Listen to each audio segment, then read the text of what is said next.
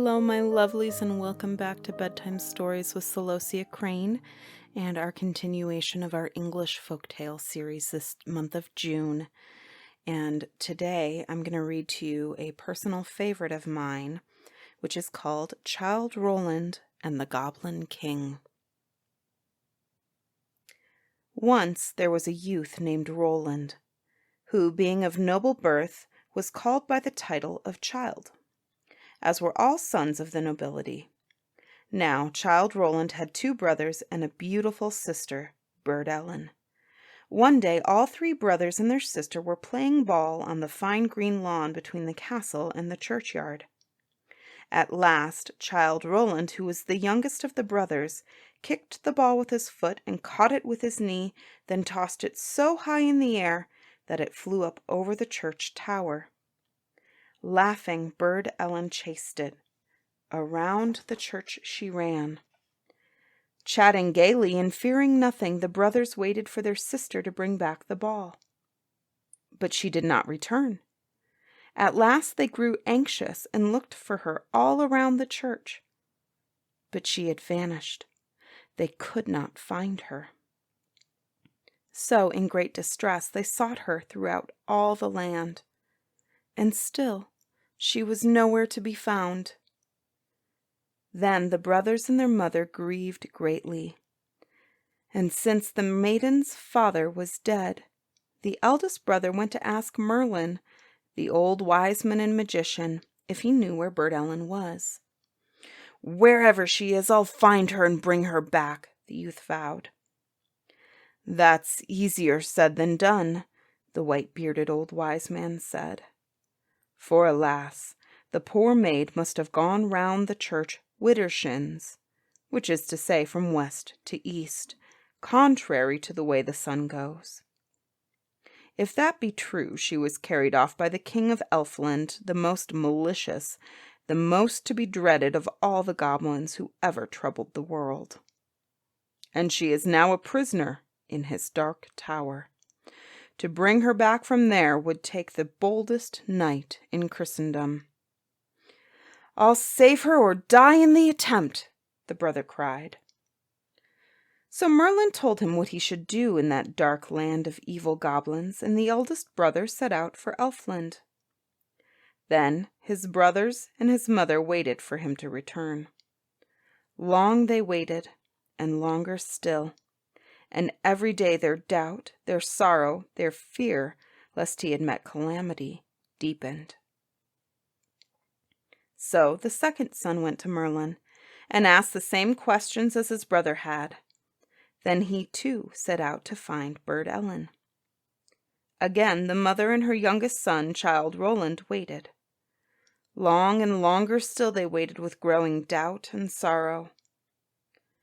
But this brother also failed to return.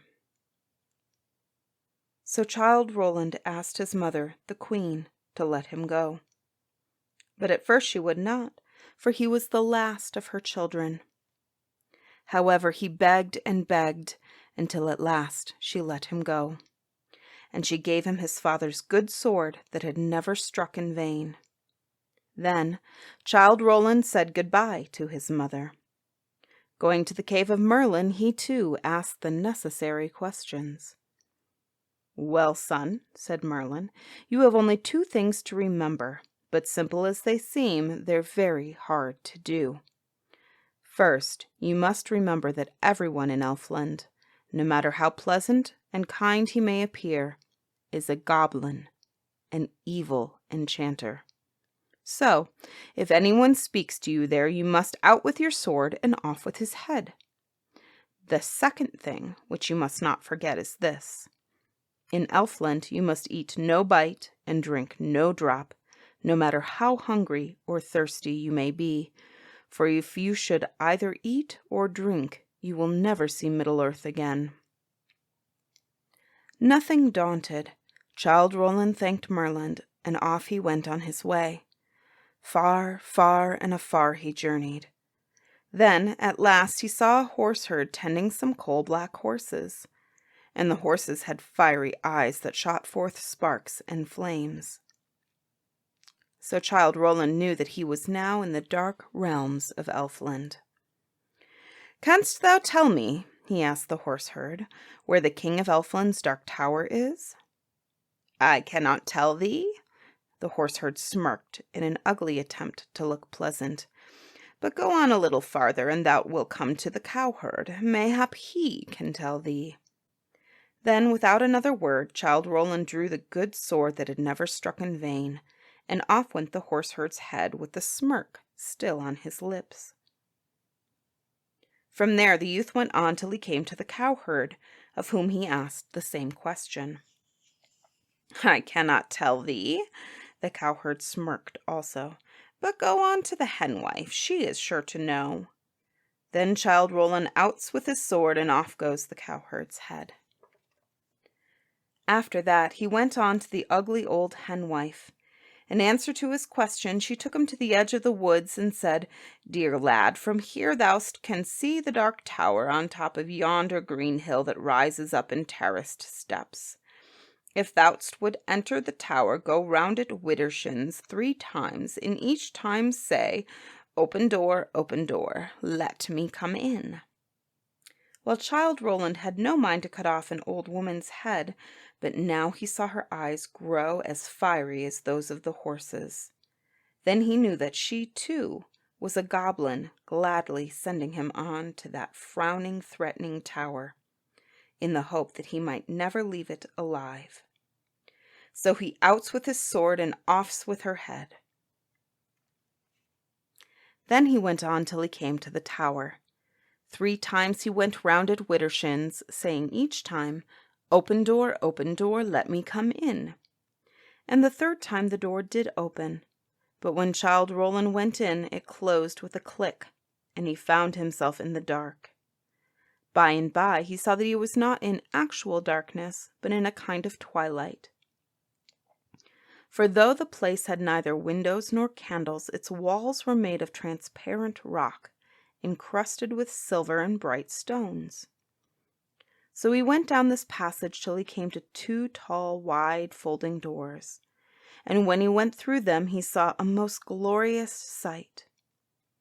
For he was now in a spacious hall, having pillars of gold and silver, entwined with wreaths of flowers which were made of diamonds, emeralds, and other precious stones. From the corner of the high arched ceiling an immense lamp swung on a golden chain. It was made of one big pearl, hollowed out and quite transparent. And within the pearl a huge red ruby kept spinning round and round, throwing out light that lit the whole hall, so it seemed as if the setting sun shone on it. And at the end of the great room Burd Ellen sat on a couch of velvet and gold. She was combing her golden hair with a silver comb, but looking sad, very sad. Up she sprang when she saw Chylde Roland, and she cried in a woeful voice, "Oh, my brother, God pity you! Why did you ever come here? 2 brothers we've lost already. Why didn't you bide at home with our mother? For woe be unto you if the king of Elfland finds you." "I came for you," Chylde Roland cried. "'Twas useless. 'Twill be your death," she answered. "But since you're here, come and sit ye down by my side." So the 2 sat down together, and Burd Ellen told Chylde Roland all her sorry tale. How she herself was kept imprisoned here, and how their brothers had been enchanted by the king of Elfland, and were now lying in stone tombs in the cellar, as if they had been dead. A long time these 2 talked.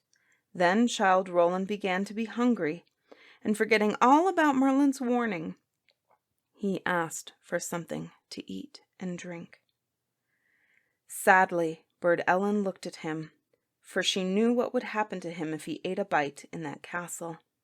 After all, those other 2 brothers of hers had met the sad fate that had befallen them because they have failed to obey all the instructions Merlin had given them. But the Goblin King had put her under a spell, so she could not speak out and warn Chylde Roland. She could only let her eyes speak for her, and her pleading eyes he did not read. So rising, she left him, and in time she returned with a loaf of bread and a golden bowl full of milk. Eagerly seizing the bowl, Chylde Roland had raised it to his lips, when suddenly he remembered all that Merlin had said. Before he had sipped a drop, he dashed the bowl to the ground and cried, "Not a bite will I eat, not a drop will I sip in Elfland." As though in answer to those words of defiance, the two heard at that very moment an angry roaring and the stamping of feet coming down the passageway toward them. Then the Goblin King burst into the room, black and terrible and snorting fire. Still all undaunted, Chylde Roland drew his good sword and rushed to meet the goblin. "Strike if thou darest," he cried. But the goblin also brandished a sword in one of his claw-like hands. A wicked-looking sword it was, for it sparked and flashed with an evil light, and it swished through the air with a furious hiss, like a snake about to strike. And as the goblin came raging forward, he appeared to grow and grow in size, till he seemed nothing less than a giant. Bellowing, he leapt here and there, striking out at the youth with that sword, while Burd Ellen stood by, pale and speechless with fear for her brother. But Chylde Roland bore that sword, which had never been drawn save in a cause that was good and just, his father's sword, which had never struck in vain. And there was no blow the goblin struck that Chylde Roland did not parry and turn aside. For hours they fought. Then at last Chylde Roland pressed the goblin hard. With one mighty sweep of his sword he sent the goblin's sword flying out of his claw, and off to a distance where it fell to the floor dead and lifeless, no longer sparking and hissing. And now the goblin was on his knees, with Chylde Roland's sword pricking his throat. With a terrible scream he begged for his life. "I'll grant thee thy life on one condition only," Chylde Roland cried. "If thou wouldst not die by my sword, thou must release my sister from thy spells and raise my brothers to life." "Agreed," the goblin said sullenly. And rising, he went to a chest from which he took a phial filled with a blood-red liqueur, while Chylde Roland followed, pricking him with his sword to keep him at his task. Then the goblin led Chylde Roland down to the cellar where stood a row of stone tombs, and as he opened two of these, the youth saw his brothers lying there as though they had been dead. But when the king had anointed the ears, the eyelids, nostrils, lips, and fingertips of the two, they sprang to life at once. After that, the elfin king said the words that disenchanted Burd Ellen. Then she and her 3 brothers went down the long passage and out of doors, where they turned their backs on the dark tower forever. Happily, they reached home, where the good queen welcomed her children with the greatest joy. And Burd Ellen never went round a church widdershins again. And that is the end of Chylde Roland and the Goblin King. I hope you guys enjoyed it, and we'll come back next week to hear how Jack sought the golden apples.